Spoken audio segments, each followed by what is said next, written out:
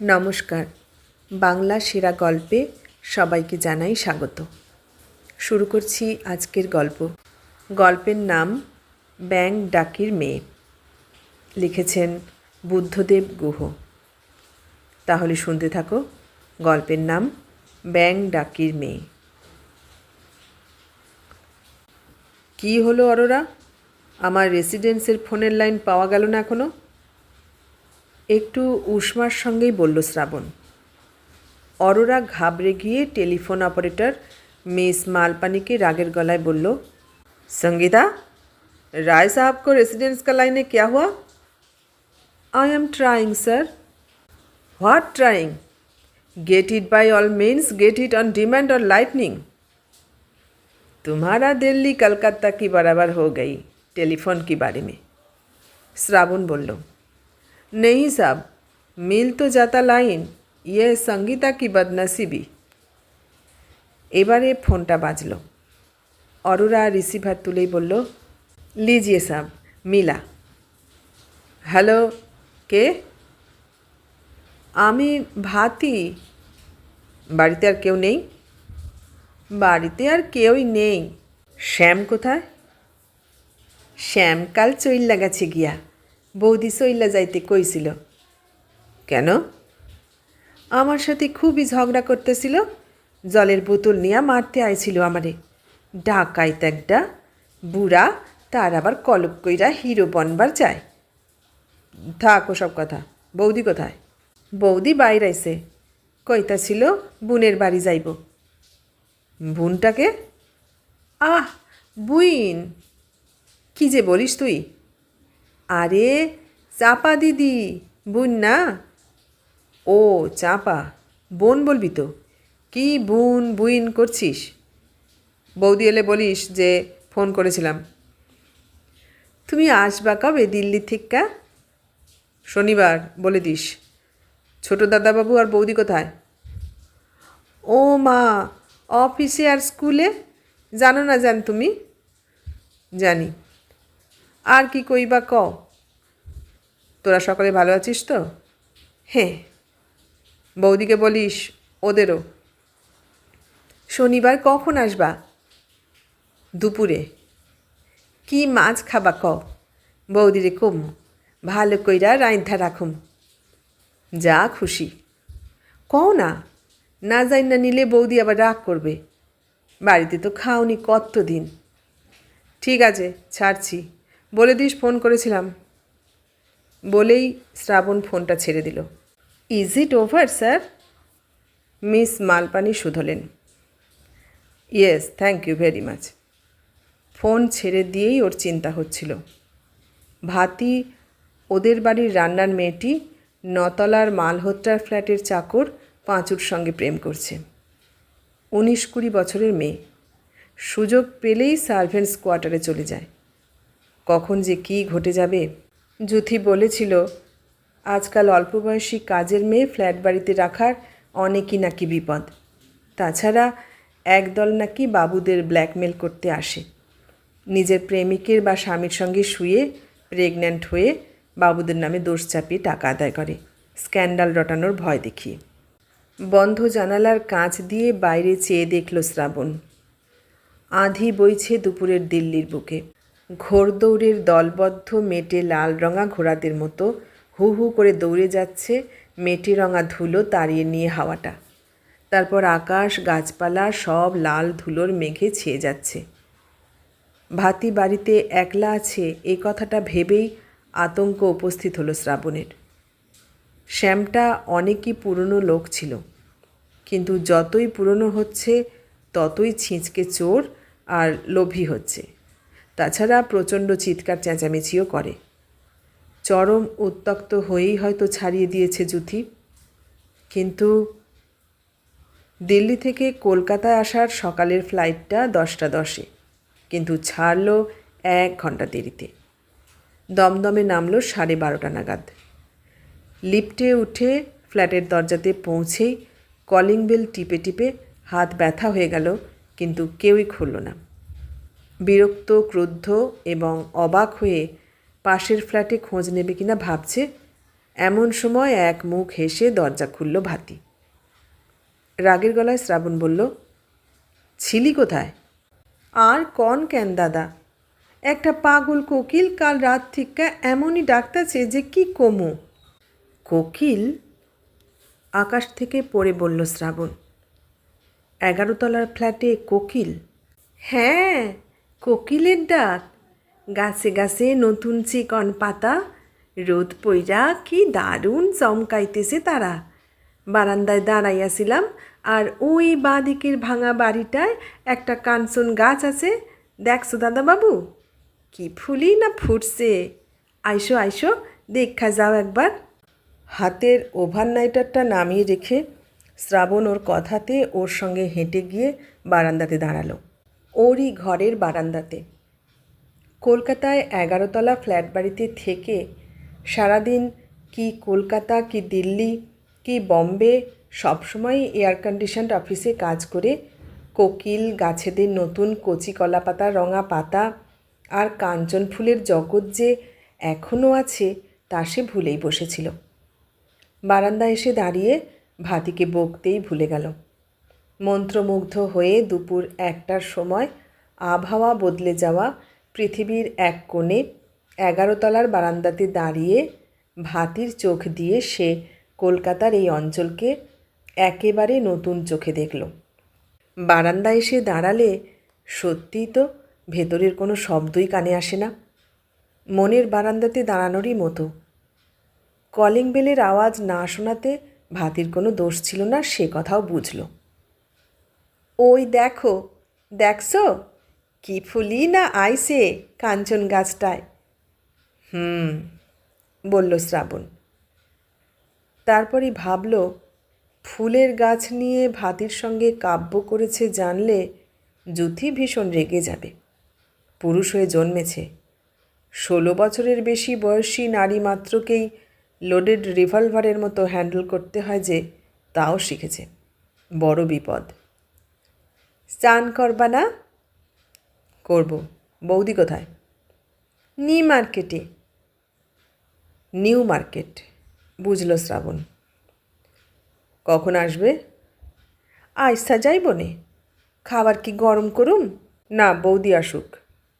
আমি চান করতে যাচ্ছি, বৌদি বেল দিলে খুলিস যেন। আমি তো 10 মিনিট দাঁড়িয়েছিলাম। খুলুম খুলুম, বসন্তকাল আইল তো, সেই লগ্গে তো মনটা হুড়দুম দুর্গুম করে। চান করতে করতে শ্রাবণ ভাবছিল, ভাতি যে চোখ দিয়ে এই পৃথিবীকে দেখে বা শোনে, সেই চোখ দিয়ে ও কেন দেখতে পারে না? শহরে শহরে ঘুরে জীবিকার ঘানিতে নিরুপায়ভাবে জুড়ে গিয়ে ওর মনের মধ্যের অনেক ভালো জিনিসই মরে গেছে। নষ্ট হয়েছে কিছু অঙ্কুর, কিছু বীজ, যেসব বীজ আর কোনো দিনও অঙ্কুরিত হবে না। ভাতিদের বাড়ি কুচবিহারে, শহরে নয়, গ্রামে। ওর নাকি মা বাবা কেউই নেই। দাদারা আছে, কিন্তু বৌদিরা একদিন খারাপ ব্যবহার করাতে ও বাড়ি ছেড়ে পালিয়ে আসে। শ্রাবণের বেকার খুড়তুতো ভাই কমলের শ্বশুরবাড়ি কুচবিহারে। কাজের লোকজনের বড় অসুবিধা, একথা জ্যোতির কাছে শুনেছিল কমল। শ্বশুরবাড়ি থেকে আসবার সময় সে যে স্টেশন থেকে নেমে ভাতিকে এক রবিবারের দুপুরে শ্রাবণদের বাড়িতে তুলে দিয়ে চলে যায়, তারপরেই কমল চাকরি পেয়ে চলে যায় পারাদ্বীপে। শ্রাবণ খুব রাগ করেছিল। কমলের কাছ থেকে জ্যোতি ভাতির দেশের বাড়ির ঠিকানাটাও রাখেনি বলে। কমলকে চিঠি লেখা হয়েছে পারাদ্বীপে, কিন্তু উত্তর আসেনি। কমলের বউ ধানি বলেছে, তেমন কিছু হলে ওকে জানালেই হবে। কুচবিহারে ভাতিকে পৌঁছে দেবার লোকের অভাব হবে না। কিন্তু শ্রাবণ চিন্তায় মরে যায়, যদি কিছু ঘটে যায়। জ্যোতির সঙ্গে মনোমালিন্য হলে, টিভি দেখতে না দিলে ভাতি এমন জংলি পশুর মতো রেগে ওঠে যে ভয় হয় কোনো দিন না 10 তলার বারান্দা থেকে লাফিয়েই পড়ে। পাঁচুর সঙ্গে প্রেমটাও ওর পাশবিক। তোরসা নদীর গন্ধ এখনও ভাতির গায়ে লেগে আছে। তোরসারই মতো ওর চালচলন। ব্যাংডাকি জঙ্গলের কটুগন্ধি ফুলেরা ওর মস্তিষ্ক প্রভাবিত করে রেখেছে। পুরোপুরি জংলি মেয়ে এই ভাতি। এই মাল্টি স্টোরিড বাড়ির ছোট্ট ফ্ল্যাটের সীমার মধ্যে ওর দম বন্ধ হয়ে আসে। বুঝতে পারে শ্রাবণ, গ্রাম বাংলার ছেলেও, ওরও প্রথম প্রথম দম বন্ধ হয়ে আসতো। শ্রাবণ কি আছে ছোট্ট ফ্ল্যাটে, কিন্তু যুথি কলকাতার মেয়ে, এসব কথা ও বোঝে না। যারা গ্রাম দেখেনি, গ্রামে থাকেনি, তাদের এসব কথা বলাও মিছিমিছি। দিগন্ত মেলা আকাশ, তোষার গান, ব্যাংডাকি জঙ্গলের আলো ছায়ার, গাছপালার গভীর রহস্য ভাতির চোখের মণিতে যেন মাল্টি কালার্ড বৈদ্যুতিক বাল্বের মতো খেলা করে। বুঝতে পারে শ্রাবণ, কিন্তু ও একা। ওই প্রবল যৌবনা বারন্ত গরনের জঙ্গলি মেয়েকে, তার চাপল্য ও দুঃখকে বোঝে এমন আর কেউ এই ফ্ল্যাটে ছিল না। তাই ভারী ভয় করে ভাতির জন্যে। যুথি অনেক দিন বুঝিয়েছে ওকে, ফ্ল্যাট বাড়িতে 50টি ফ্ল্যাট, কত রকম লোক বাস করে এই ফ্ল্যাটে। তোর মতো অল্পবয়সী মেয়েদের পক্ষে নষ্ট হয়ে যাওয়াটা কোনো ব্যাপারই নয়। তারপর কোনো নরকে নিয়ে গিয়ে তুলবে তোকে, তখন আমাদের দোষ দিস না। ভাতি রাগে বেড়ালিনীর মতো ফুলে ওঠে এসব কথা শুনলে। বলে, ইস, অত সোজা? চুল ছিঁড়া দিমু না, নাক কামড়াইয়া দিমু? যুথি হতাশ হয়ে দুহাতের পাতা উপরে তুলে মেলে কিছু বলতে চায় ওকে, এই মহানগরীর ভয়াবহতা সম্বন্ধে বোঝাতে চায়, কিন্তু নিরুপায়ে চেয়ে থাকে ওর মুখের দিকে। চান সেরে উঠে শ্রাবণ বলল, খাবার লাগা ভাতি, দিতে দিতে বৌদি এসে যাবে। ও মা, দাঁড়াও, আমি চান কইরা লই, 1 মিনিট। এই চান করা নিয়েও অনেক সমস্যা। সার্ভেন্টস কোয়ার্টারের যে বাথরুম, তার দরজাতে অনেক ফুটো, নিচটাও ফাঁকা। বিহারি, উত্তরপ্রদেশীয় হিন্দু, কাজের লোকেরা ও দক্ষিণ বাংলার কিছু নানা পেশার মুসলমানের বাস এইসব সার্ভেন্ট কোয়ার্টারে। অনেকের আত্মীয় স্বজনও এসে থাকে। প্রতি তলার মেজানিন ফ্লোরে ওদের কোয়ার্টার। প্রথম দিন ভাতি চান করতে গিয়ে কেঁদে ফিরে এসে বলেছিল, মেলা শোক, দরজার ফুটার মধ্যে দিয়ে চক্ষুগুলান আমারে গিল্লা ফেলাইতে চায়, বাঁদর কতকগুলান। তারপর থেকে যুথি বলেছিল রান্নাঘরের লাগোয়া কাভার্ড বারান্দাতে চান করতে। প্রথম দিনই ভাতি রান্নাঘরের লাগোয়া বারান্দা ভেতর থেকে বন্ধ করে চান করে এসে বলল, সামনের আর পাশের বাড়ির দারোয়ানগুলা আমাকে হাতছানি দিয়া ডাকতাছিল বৌদি, আমিও লাথি দেখাইয়া দিছি। করিস কি ভাতি? যুথি বলেছিল আতঙ্কিত গলায়। তা এত দূর থিকা আর কি করুম, কাছে পাইলে তো কান কামড়াইয়া সেইরা থইতামানে। যুথি বারান্দাটা এখন কাঁচ দিয়ে পুরো ঢেকে দিয়েছে ওর চানের জন্যে, যাতে আব্রু রক্ষা হয়। কিছুক্ষণ পর ভাতি চান করে এলো। শ্রাবণ দেশের পাতা উল্টোচ্ছিল বসবার ঘরে বসে বসে। একটা কচি কলাপাতা রঙার সস্তা পুরনো তাঁতের শাড়ি পরেছে ভাতি, তেল দিয়েছে মাথায়, যত্ন করে চুল আঁচড়েছে। মুগ্ধ চোখে তাকালো শ্রাবণ। এ মুগ্ধতা প্রেমের মুগ্ধতা নয়, কামের মুগ্ধতাও নয়। মুগ্ধতার অনেক রকম হয়। ভাতি বলল, শ্রাবণের চোখ পড়ে বলল, কি বলবা কিছু বুঝি আমারে? না। তবে তাকাই আসো কেন? শ্রাবণ হেসে বলল, এমনি। এই হীন কুচক্রি নিচ কংক্রিটের জঙ্গলের মধ্যে ভাতি শ্রাবণদের জন্যে এক দারুণ পৃথিবী নিয়ে এসে এই 11 তলার ছোট্ট ফ্ল্যাটে ছেড়ে দিয়েছে। ফ্ল্যাটের মধ্যে দিয়ে তোষা বয়ে যাচ্ছে, দূরের রায়ডাক আর তিস্তার গন্ধ আসছে নাকে। কাঞ্চন ফুলের নরম বেগুনি আলো আর কোকিলের ডাক, ব্যাংডাকি জঙ্গলের অপার সব রং বেরঙা রহস্য বন্দী হয়েছে এখানে ভাতিরই কল্যাণে। শ্রাবণ একথা জেনে খুবই কৃতজ্ঞ বোধ করে। তাই, দিমু খাবার? দাঁড়া, তাইলে আমি বারান্দায় যাই, কোকিলের ডাক শুনি গিয়া। যা, দরজাটা খুইল্লা দিও বৌদি আইলে, নইলে আমি বকা খামু। দেব। ভাতি বসবার ঘরে কচি কলাপাতার রং ছড়িয়ে ওর চুলের তেলের গন্ধ উড়িয়ে বারান্দায় চলে গেল। যুথি এবং শ্রাবণের ছোট ভাই ভাদ্রর স্ত্রী জিনি মাথায় কখনোই কোনো তেল দেয় না, শ্যাম্পু করার দিন ছাড়া। সিঁদুর পড়ে না সিঁথিতে। ভাতি এই ফ্ল্যাটের জীবনে এক অন্য জীবনকে মিশিয়ে দিয়েছে। সেই মিশ্রণ ক্রমশ ঘন হচ্ছে। শ্রাবণ বুঝতে পারে।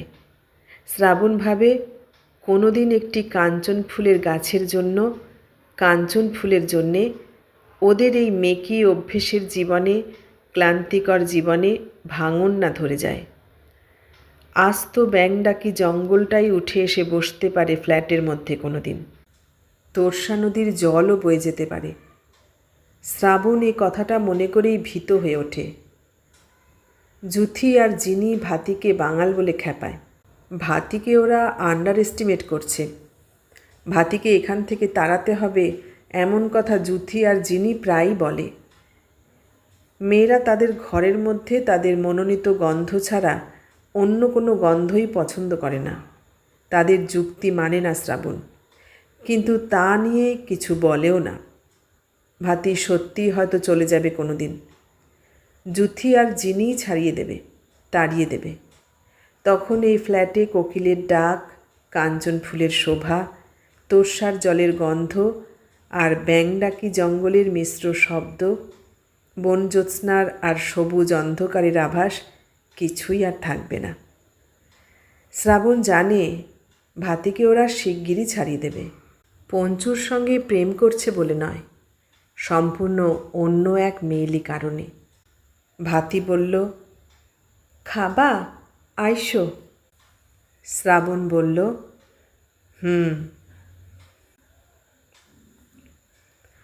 এতক্ষণ শুনলে বুদ্ধদেব গুহর লেখা গল্প ব্যাংডাকি। কেমন লাগলো গল্পটা? ভালো লাগলে লাইক, কমেন্ট, শেয়ার করো। আর নতুন বন্ধু হলে সাবস্ক্রাইব করার অনুরোধ রইল। সবাইকে অনেক ধন্যবাদ জানিয়ে আজ এখানেই শেষ করলাম।